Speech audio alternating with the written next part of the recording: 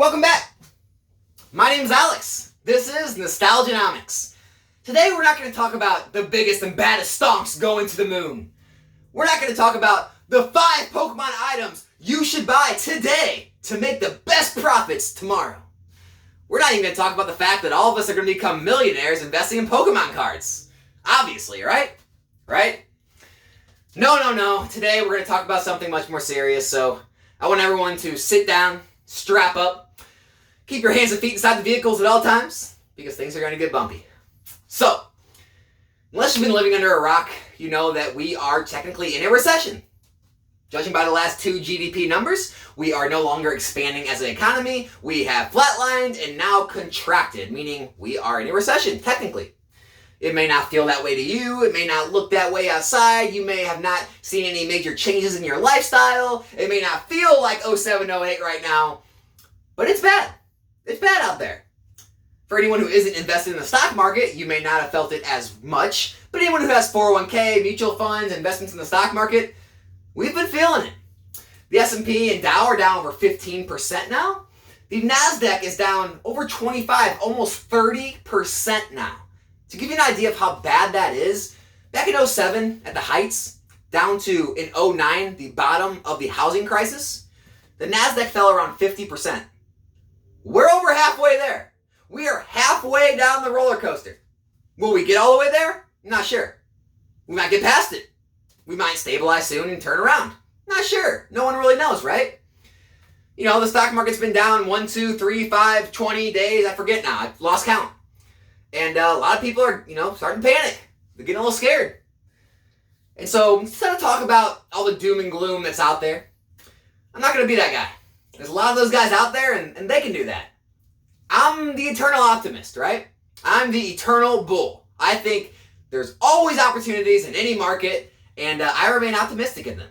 So what I'm going to talk about is what I do during these types of moments, these types of markets, how I position myself to navigate through it and come out the other end 10 times better off than where you are now.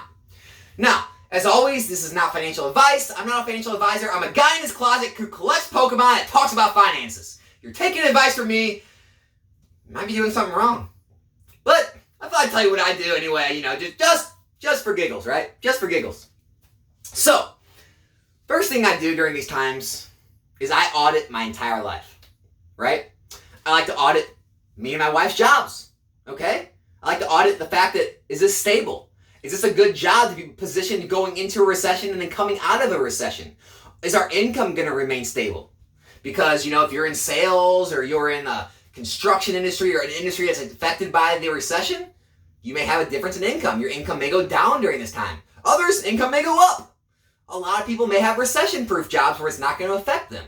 But that's the first thing I like to audit is our income, our total income each month. The next thing I like to audit is our output.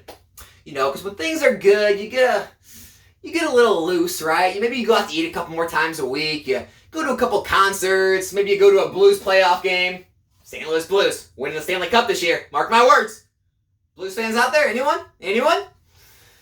But you do some extra stuff, right? You spend some extra money. You're making some extra money. Everything's going good. The government's giving you free money. All your investments are going up to the moon, and you're happy. So you're out spending it. And then when these times happen, you start to realize all those $50, $100, $200 nights are really costing you. And so what I like to do is kind of audit our spending. Pull back on a few things. I look at the budget, and I'm like, hey, we don't need to spend money on 30 different streaming services. I don't even watch TV.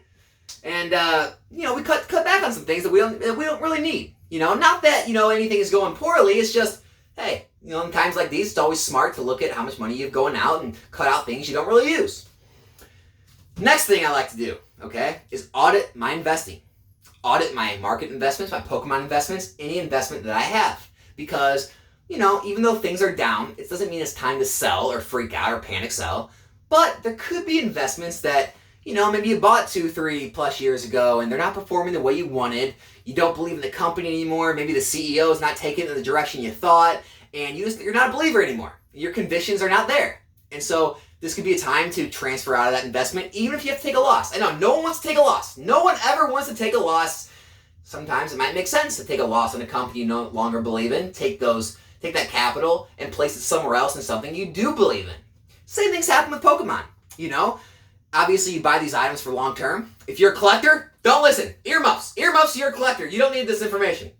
If you're an investor in Pokemon, maybe you have some investments that you bought maybe a few years ago, hasn't been performing the way you wanted, hasn't really moved, it's stagnant.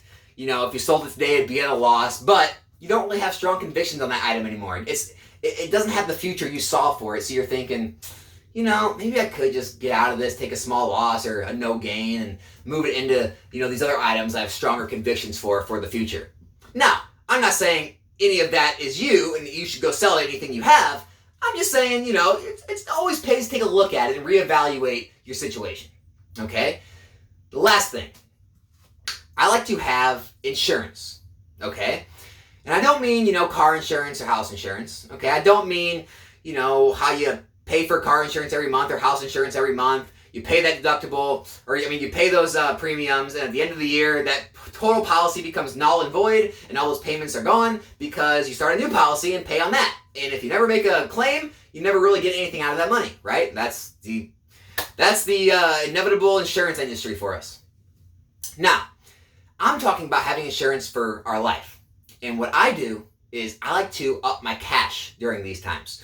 Normally I like to sit somewhere around a 3 to 6 month cash in my bank account, 3 to 6 months of my bills. During these times, I like to sit closer to 9 months to 12 months. The reason is it's safer. I'm more conservative. I want to make sure no matter what's happening to the economy, all the investments are going to zero, you know, me or my wife lose our jobs or not getting any business anymore, and you know, you don't have any money coming in, and you want to be able to continue to support your lifestyle. You need food, you need shelter, you need clothing, you need water, electric, heat, internet, phone, you need all those things. So I like to have a lot of money, a lot of cash sitting there, even though a lot of people say, don't have any cash. That's stupid. Inflation's going to eat it all up in a few years. All that cash is going to be gone because inflation ate it.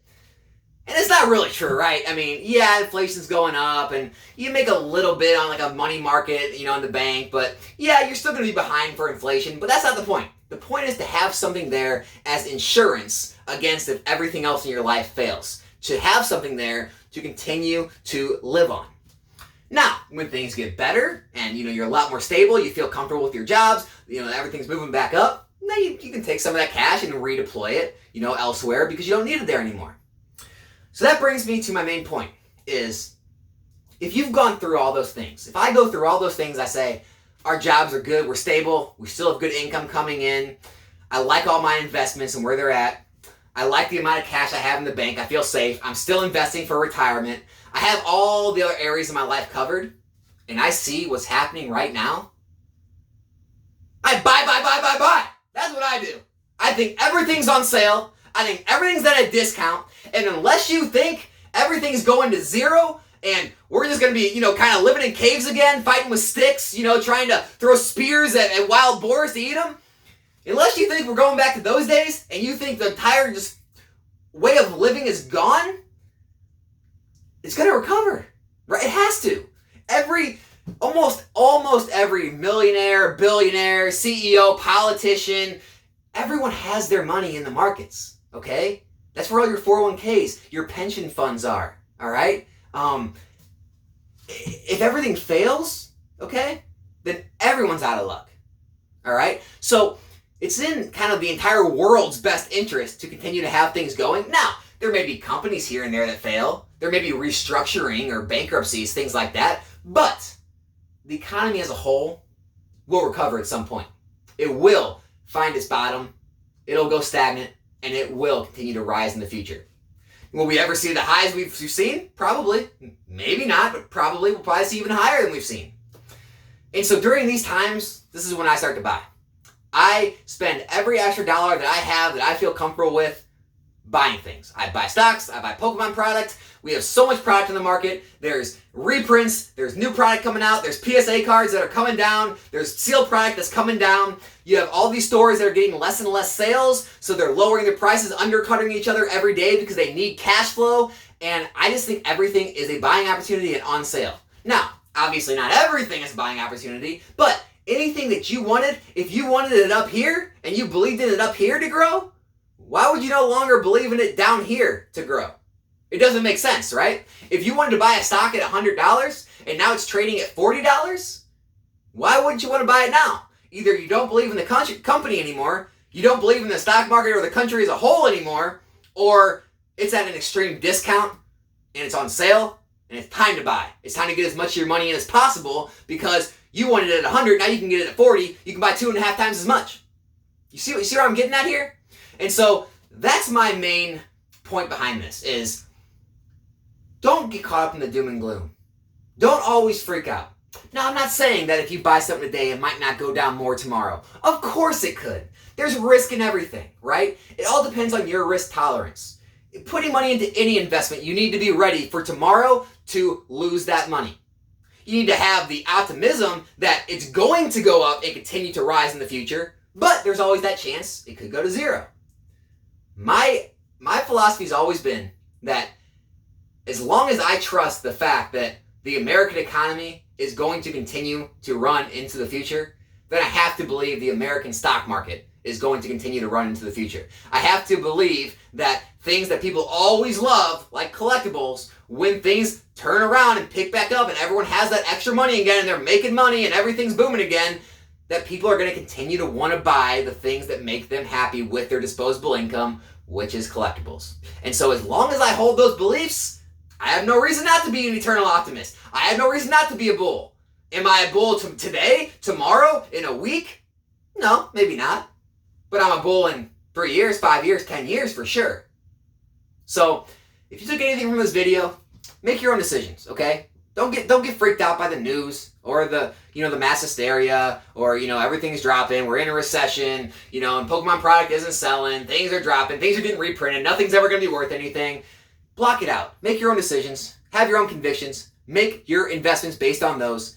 And hopefully it serves you well into the future. If you're finding the channel for the first time, hope you enjoyed the video. I know this was a little deeper video. I have a lot lighter content about Pokemon and collectibles usually on the channel. So make sure to come back for my video on that in a day or two. But other than that, hope you enjoyed. My name's Alex. This is Nostalgianomics. And I'll be back here with a new video soon. I'm out.